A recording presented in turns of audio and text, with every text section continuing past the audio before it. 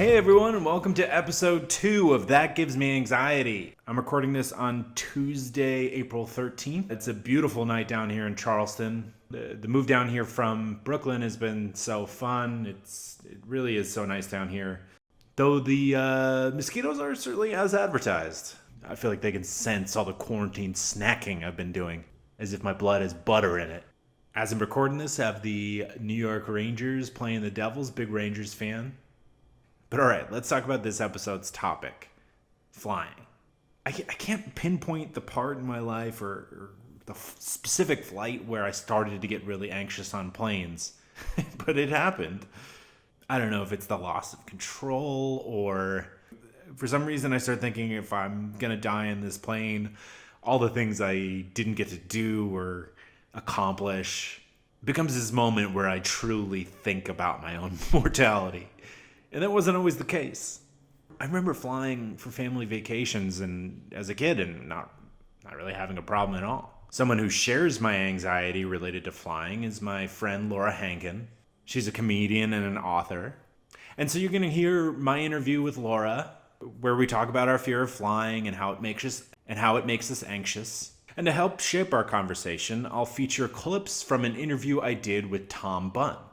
Tom Bunn was a fighter pilot, a commercial airline pilot, and now he's a psychologist who has a program called SOAR, which is intended to help people overcome their anxiety related to flying, to help people move past it. He had a lot of useful information. But before we get to the interviews, I want to let you know that today's episode is brought to you by My Software Tutor. Do you fear the spreadsheet? Phobia be gone. My Software Tutor offers 3 levels of real-time Zoom-based courses with a live instructor. They all deliver practical, functional business skills in a friendly, supportive environment. These courses will increase your marketability, whether you're an employee, job seeker, consultant, or contractor. Register at mysoftwaretutor.com and use the promo code POD20 to save 20% off all registrations. Tonight's episode is also brought to you by Garnished Entertainment. Are you missing your friends? Tired of unwinding in front of the TV? Losing your marbles ever so slightly? Shake up your night with a Garnished virtual cocktail event. Garnished Entertainment is a New York City-based mixology event company with the mission of bringing communities together through creative and entertaining virtual cocktail classes. Whether you're catching up with old friends, team building with colleagues, or looking for the perfect date night, Garnished would love to be your host. Let's garnish. All right, don't forget to check out the podcast on Instagram, Twitter, Facebook, and YouTube under That Gives Me Anxiety podcast. If you're liking the show, please remember to rate and review it. I'd also like to mention my other podcast called Death Space Filling the Void. It's a podcast about death, dying, grief, and life. All right, it's time for Laura and I to face our fear of flying. Thank you so much for listening, and I hope this is helpful. Laura Hankin, thank you so much for coming on my podcast. How are you doing? I'm doing great, Patrick Judd. No, I'm not doing great. The world is falling apart, but right. Okay. Well, Laura, you just came out with a brand new book called Happy and You Know It. Congratulations. Thank you. How's that feel? That's got to feel good to get it out into the world. Yeah, it's wild because I've been working on it and thinking about it for years. And so, yeah, to finally have other strangers reading it is like, what? I sort of never actually thought that day would come. Right, that's got to feel so weird. Like, I can only imagine when I put this podcast out. But I read the book, and it's fantastic, so I would definitely encourage people to read it. It's very funny and interesting and has a lot of depth to it. Thank you. Of course. Yeah, I appreciated your text to me about it. Yeah. Your reaction. A lot of fan fiction for those of everyone else that wasn't on that text. But the reason why we're talking today is because we're both extremely anxious flyers. Yep. I'm almost like embarrassed to admit that as like a grown adult man. I know, because like anytime you say it, I feel like everybody is all, oh, but don't you know that driving a car is so much more dangerous? And it's like, oh, well, yeah, I do know that. Right. I can be anxious about that too. Every single person has that like 3 fact sheet of like, it's in your car, like better than being in your car. It's faster. There's, so and so safety, and that just makes me feel worse because it's like, oh, good, I'm a clown. Also, it feels like in your car, I mean, this isn't actually that true, but you feel like you have more of a measure of control. Yeah. Whereas in flying, you don't have any control at all. You're just getting into this giant bird and somebody else is steering it through the sky. Going up to space and hoping that everyone's having a good day. Yeah. So I'd love to hear your war stories. Like, do you remember a time in particular that you were very nervous on a flight or about to fly? Yeah, because the thing is, I don't think I've always been a super anxious flyer. I think it's gotten a lot worse over the past few years. Me too. Yeah, it's so weird. Well, actually, I think there's a reason for it, which is that climate change is making turbulence worse. But so I was coming back from Mexico City like 2 years ago, and I remember I was sitting next to this man, like this middle-aged man who was doing that thing where he was trying to be so friendly and trying to talk to me when I just wanted to read my book and go to sleep. Read the room, buddy. Exactly. And so we're like maybe an hour from our destination, and we just run into the worst turbulence to the point where people on the plane were screaming as we were bouncing. Oh my God.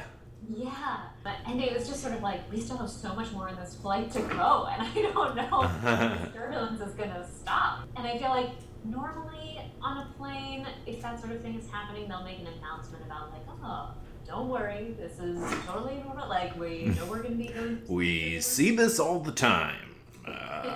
Enjoy the blue chips. Right, and your pretzels. But nobody made that announcement, so I was just like, oh, is this bad? Is this worse? And everybody on the plane was freaking out. This random man who was sitting next to me and I ended up like grabbing each other's hands and like doing that thing of like, if the plane's going down, at least we're holding hands with another human. I'm going down with human connection. Yeah, exactly.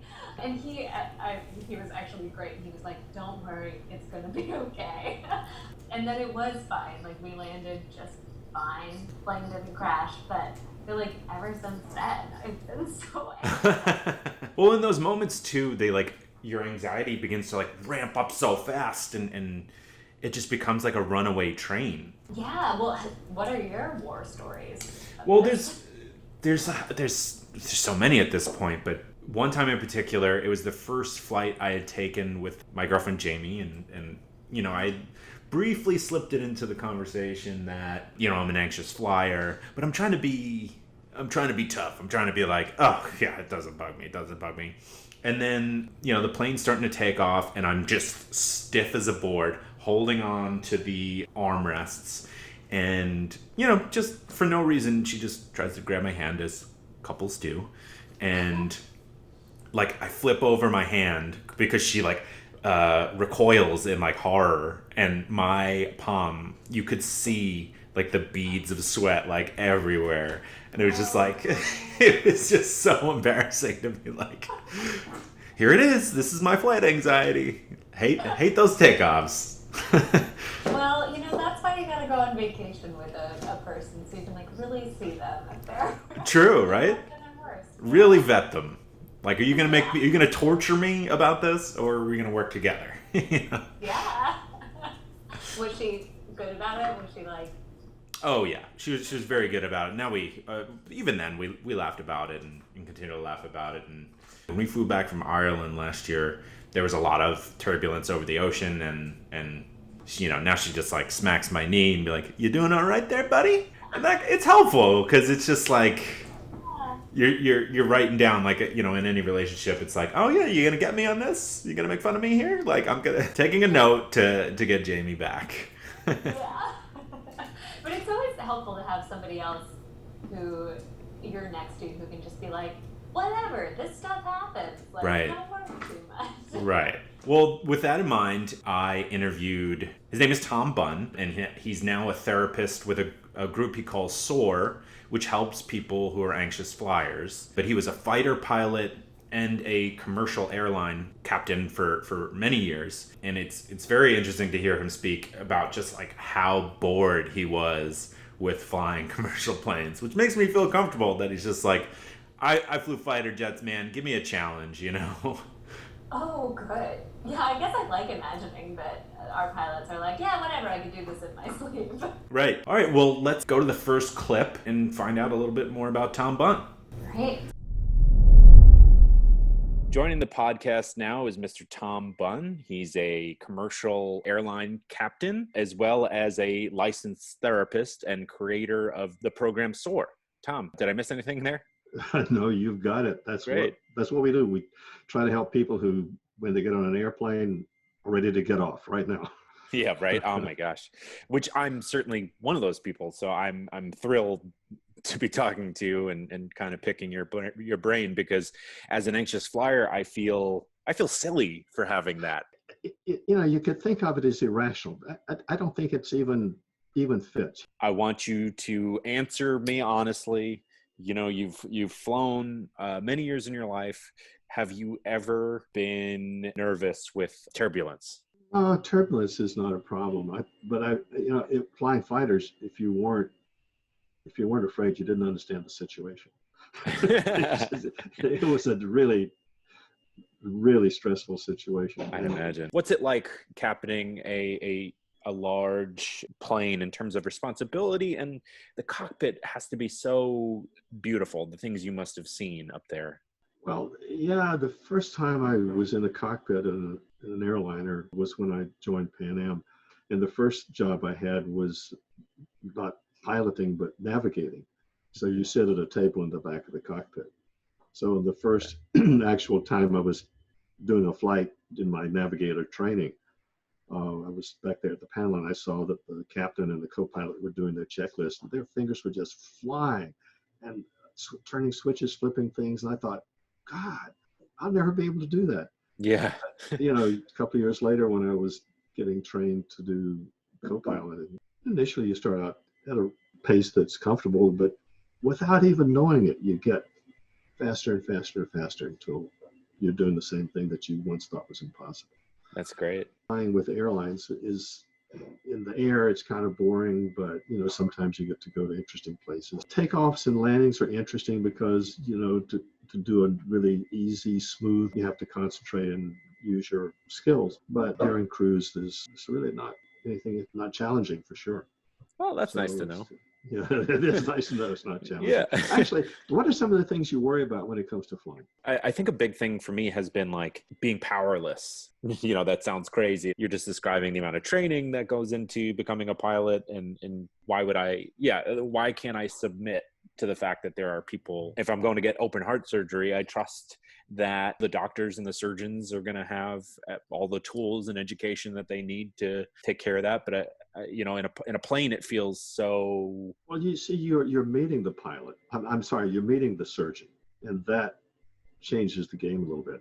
With the airlines, you just walk on and you don't even know who it is. If you make that personal contact, that helps. That's one of the things we do in our Fear of Flying course. I don't think you can do it during COVID, but what we told people before the pandemic is board early and send a note up to the cockpit and ask if you can come up and say hello and meet the person. And they're usually okay with that? Yeah, most airlines are okay with that. See, that sometimes people say, how come, it's like you did, how come I have trouble with flying and I get on my motorcycle and go 80 miles an hour? Or I do, I ski like a banshee, or I do rock climbing. Well, there's an interesting thing about how the mind works, that our high-level decision-making is called executive function. Okay. I kind of like to use the term inner CEO, you're a decision maker. That's the part of the brain that needs a little bit of stress to be sharp, but not too much, because it could get overwhelmed. But it's got to have the sweet spot of how much stress to really operate well. And if you're getting on your motorcycle or your skis or doing your rock climbing, you're making decisions again and again and again. Mm-hmm. And every time you make a decision and you commit to the decision, like I'm going to put my rock climb, I'm going to put my hand here, and then I'm going to shift my weight.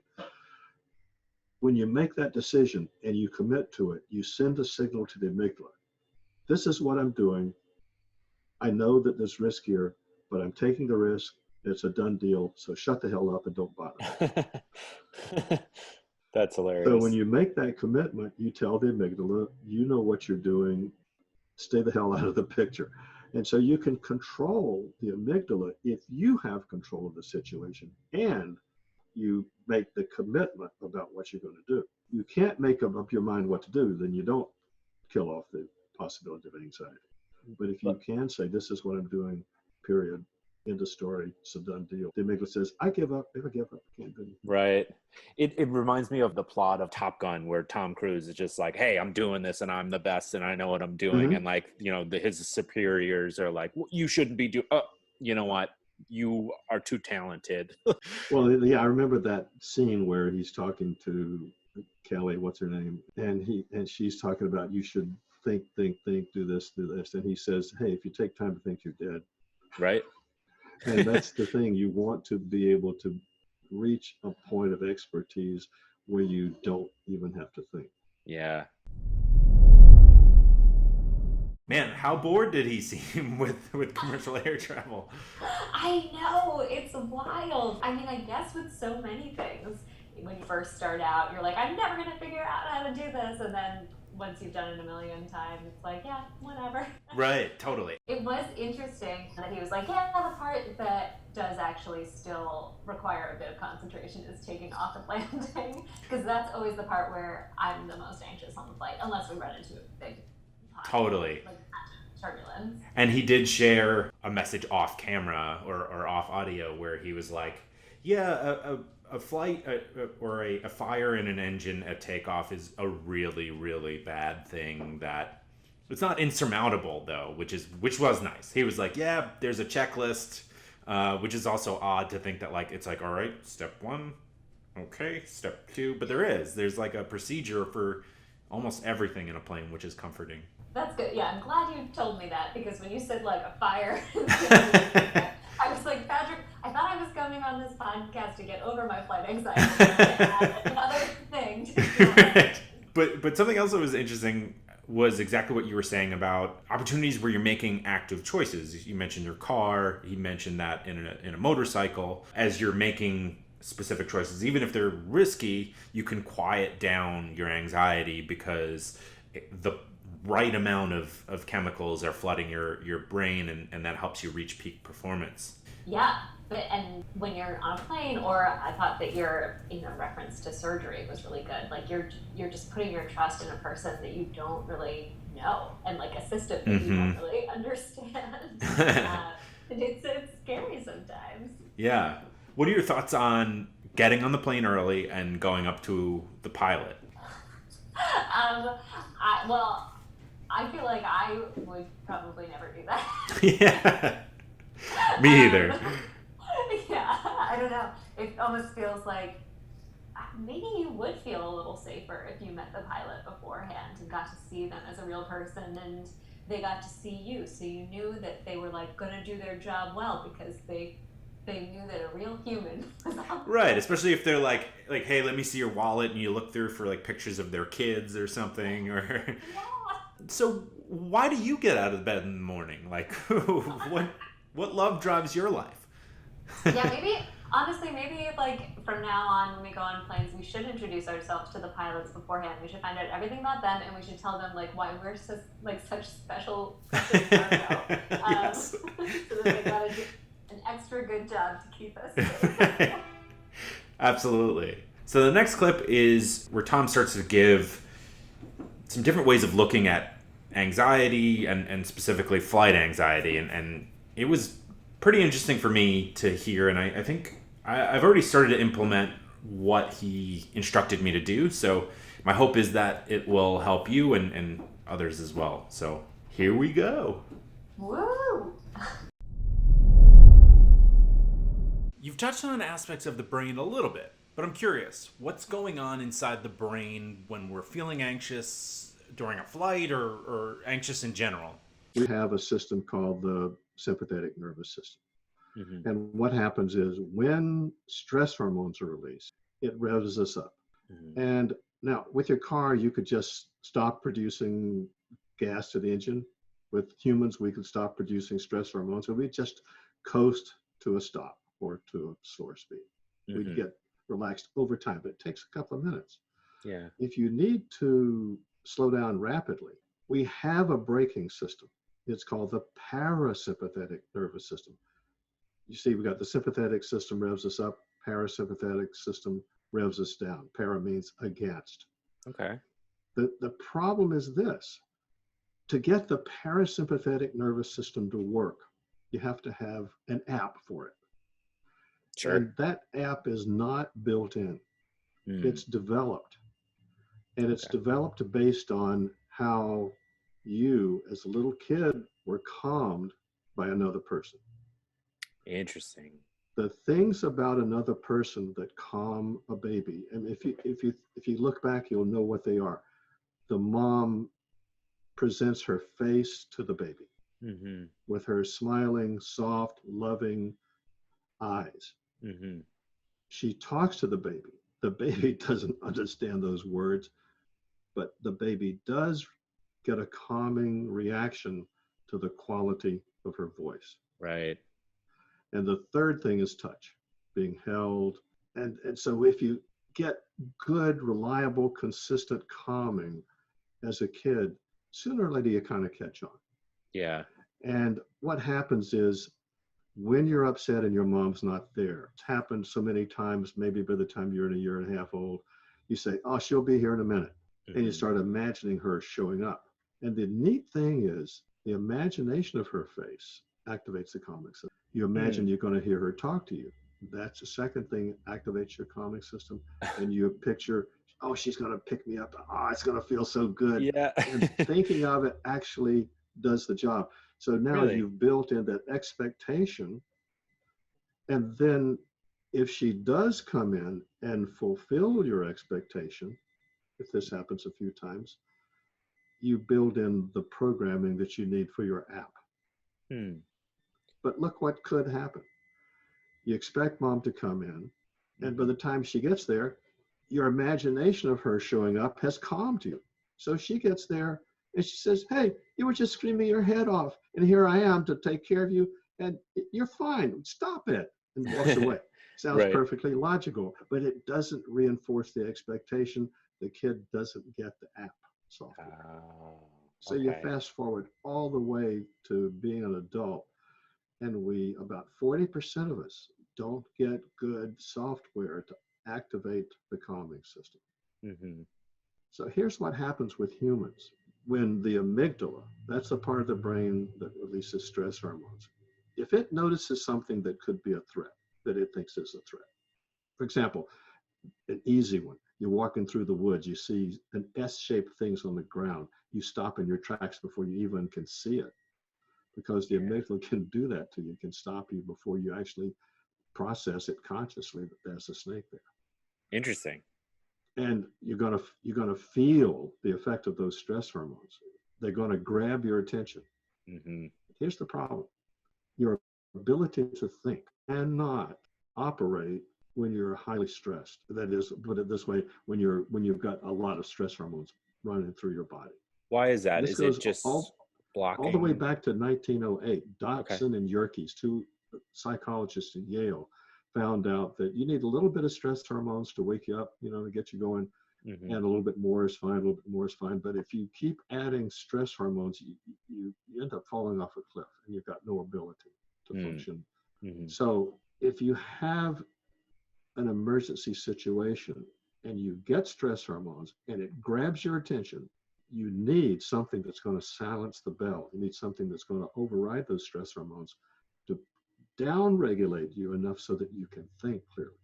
Because if we don't calm down enough to be able to see clearly what's going on, our imagination takes over. Yeah. Oh my gosh. And when your imagination takes over, you're gone. Seriously. I have a very vivid imagination, and I feel like every time I'm on the plane, I'm like coming up with scenarios. All right, if I duck under here, if that happens, or if like the door blows open, or what would it? One that comes up for me a lot is like, what will those final moments be like as a plane is going down, and just imagining the pure horror Yeah, and if you read a news release about some plane that's crashed, the first thing you might think, what was it like to be on that plane? Yes. So a lot of what you're talking about has to do with imagination. Well, yeah. But keep in mind, it has to do with imagination. But if you think clearly, you can say, "I'm imagining." But if you have too much stress hormones, you believe your imagination. So you can have a vivid imagination. That's okay, as long as you know that that's what's going on. just kind of sneaks in there. Yeah. It does. It slides right in. And it's kind of a catch-22. In order for you to be able to notice that you are not noticing what kind of processing you're doing, you would have to have some ability to notice what kind of processing you're doing. So basically what I'm taking from that is we should blame our moms for having flight anxiety. Yeah, it all goes back to childhood. Very Freudian. Seriously, right? But yeah, a lot of interesting stuff to think about there. Specifically with what you were saying about your flight from Mexico City where, stress just built and built and built and there was no braking system. Yeah, it compounds. It's like bunnies having babies. That's a very weird Yeah, it just keeps being more and more and more. Like a snowball, yeah. Or bunnies, more and more and more. Yeah, exactly. Yeah, maybe snowball is a little bit more appropriate. But yeah, I think what you say about like your imagination then running wild along with the stress, that's so much something that I've experienced too, where it's just like, okay, because this is happening now, like because it's bumpy right now, this means that like we're going to be losing altitude, and then that means that we're going to like start going down, and the bottom of the plane is going to fall out, and my chair is just going to fall out the bottom of the plane. Yeah, and it's always one of those moments where I'm like trying to remember all like the safety procedures, like the oxygen mask and like getting the life vest from under my seat and stuff like that. I wonder if, how sometimes when you have a bad dream, you'll wake up in the middle of it, and then maybe you don't do this, but I do. Like, you have to sort of think of a happy ending to the dream. No, I've never done that, but that's a good idea. That's a very good idea. Like, if I have a dream that some man is attacking me on the street, and then I wake up, it's like, oh yeah, so he started attacking me, but then I like came back and I punched him in the face with skills that I don't actually have in real life. And then, like, my friends all came by, and it was okay. I feel like maybe I need to do some of that on a plane, too. Like, okay, yeah, maybe we'll go into the ocean, but then, like, I'll get on my little, like, I'll jump on the back of a dolphin and become a mermaid and live my life happily ever after. Normally it's much more, I'll be floating in the ocean, and then I will get hypothermia, and then a shark will drag me under, and I'll never get to write my third novel, and I'll never get to live my dreams. Exactly. Yeah. Obviously we're discussing how we both have a useful and healthy imagination, we'll go with, but recognizing that you are imagining and then flipping the script on that to just acknowledge that, like, I'm creating this narrative that doesn't presently exist. Yeah, exactly. That's why it's so helpful sometimes to have a Jamie, or like, luckily my boyfriend is also, I think, pretty calm about this sort of thing. And it doesn't mean that they don't have wonderful imaginations as well. They are not like dead inside their minds, but they can handle the reality of the situation a little bit more, so you can like look to them. Whereas I think it would be really hard with both partners in a relationship. Right? I was just thinking that. Could you imagine that couple would just have to become shut-ins? Like I feel like that would just snowball of each person thinking and finding out about something else that causes them anxiety. So it's good to have one anxious, one non-anxious. Yeah. But we're not broken people. No. We can improve our anxiety, and that's part of why I wanted to start this podcast. And so the third clip with Tom is steps that we can take. Now, it's not, it doesn't take the place of full therapy, I have to say that, but these are little steps that people can take that can help with flying anxiety or anxiety in general. Great. Looking forward to being cured. So what can people who are anxious flyers do to help themselves? Let's go back to what we were talking about with the mom and the baby. She presents her face, her voice quality, and her touch. So what you can do now is to train your mind to give you automatic down regulation every time you get upregulated. So Hmm. let's say for the next week, every day, you try to focus on this. I'm sure things are going to happen that get to you once in a while in the next few Yeah. days. Oh yeah. Every day we have some alarms go off, right? Right. So do you have a friend who's really easygoing, who's not judgmental? Yes. Okay. Of course. When Yeah. you're with a person who's critical, you're on your guard. But Oh if my you're gosh. with a Yeah. person who is non-judgmental, they're sending you signals that you pick up unconsciously that it's okay to let your guard down. Hmm. They're the And best friends, right? and yeah, exactly. And what happens is that their face, their voice quality, their touch unconsciously transmits signals that your app picks up Okay. and will activate the calming system, and it will override the stress hormones. Hmm. The guy who did the research that discovered how the parasympathetic nervous system is activated, Stephen Porges, he says it's kind of like this. If you're in a car with an automatic transmission, if you put your foot solidly on the brake, you Hmm. can push on the accelerator pedal and put more gas in the engine. The car's not going to go anywhere. Right. The brake will override the gas pedal. The same thing is true for humans. The calming system, the parasympathetic nervous system, can override the revving up system. That's nice to know. But yeah, but what's going on now is the revving up system is in charge, and the braking system is not working. Yeah. So how are we going to get it to go? Okay, so you've got a friend who, when you're with them, gives you good signals. Yeah. Okay, can you remember being with them right now?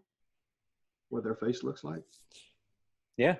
Okay, all right. So for the next, maybe even today, maybe you'll be lucky and something will zap you today. Okay, so let's I've got a get dog ready with a for it. broken leg. There's plenty of stress to go around.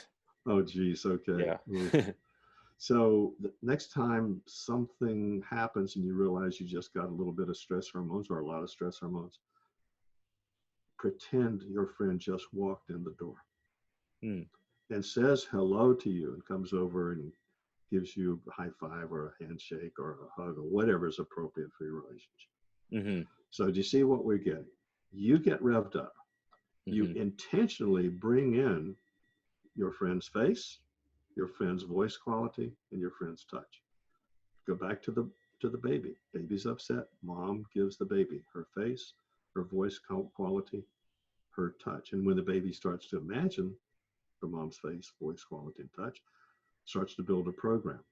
So now all you need to do is to build that program.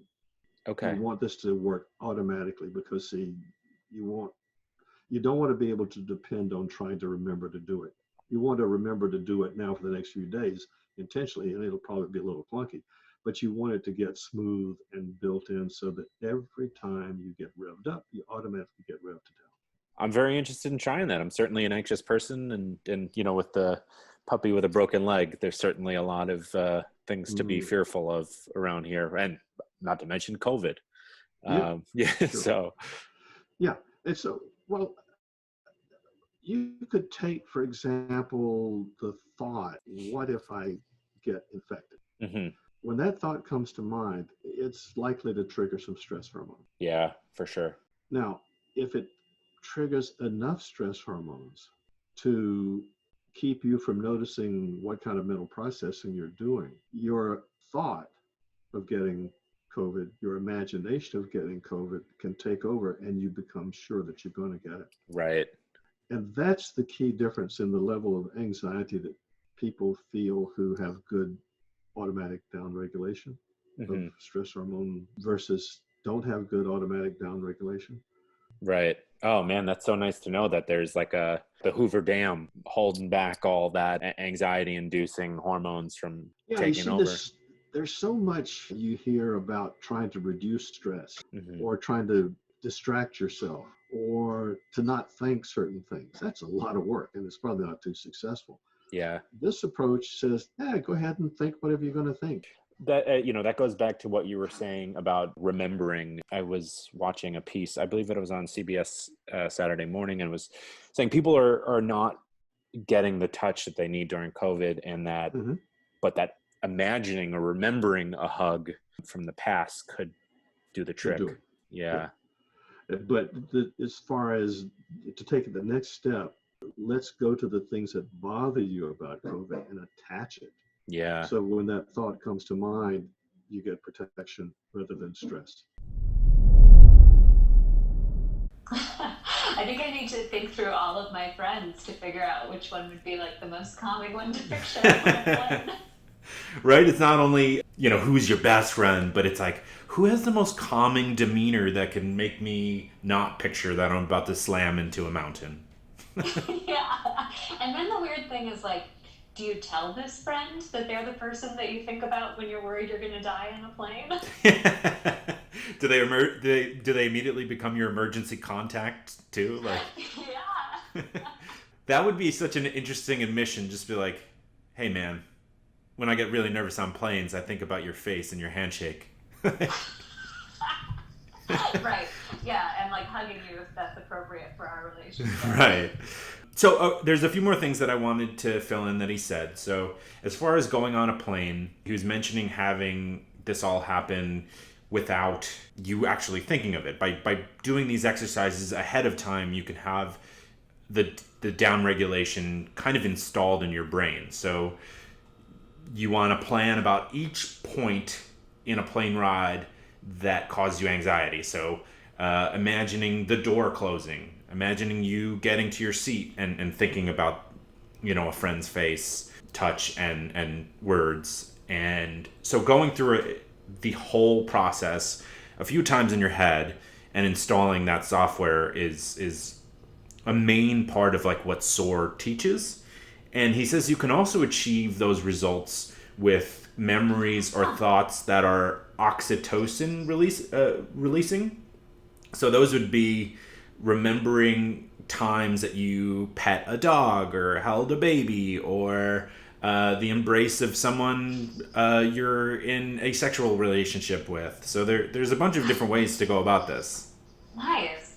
I wonder too, like something that I do on planes sometimes is like listening to music that calms me down, or like that makes me feel things that are not like stress and anxiety. I wonder if that would release some of like the same hormones as like picturing these things. Yeah, I think it's just, I'm obviously not a therapist, but it seems like the steps are remembering how your brain is focused in that. Are you imagining, or are you kind of reacting or remembering? And remembering is what he's going after.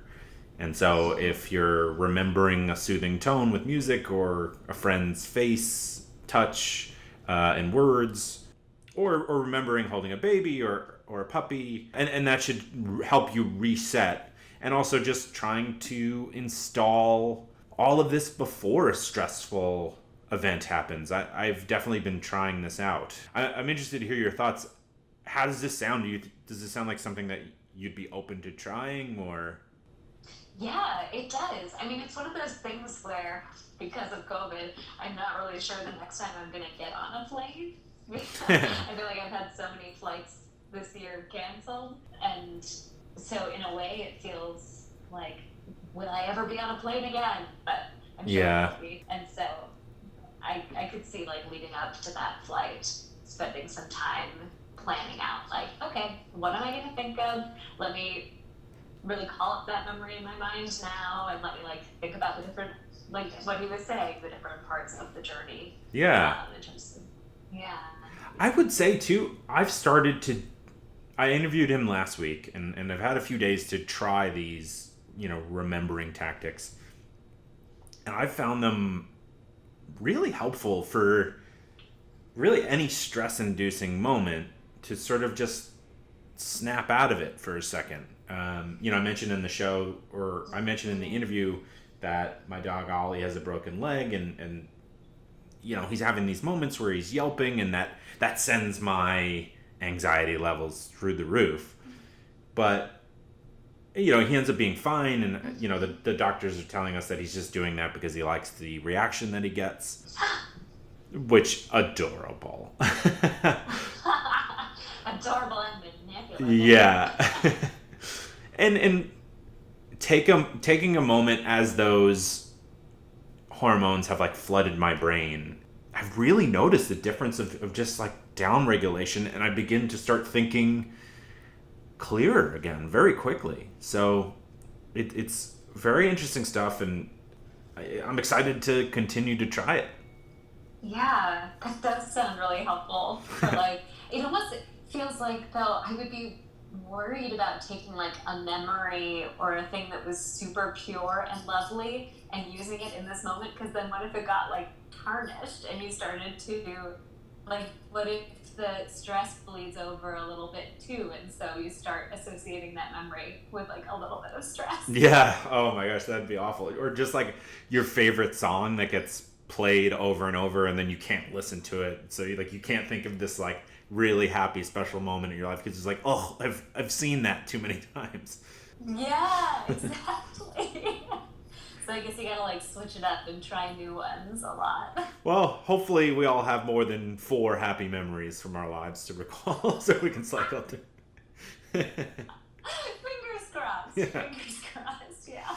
Well, for anyone that's interested, I want to mention Tom's therapy group. It's called SOAR. It's a combination of videos and therapy sessions designed, you know, this is just a little taste of what happens in those videos and sessions. And so definitely check him out if you kind of like what he was saying or are interested for yourself. I think it could be pretty helpful.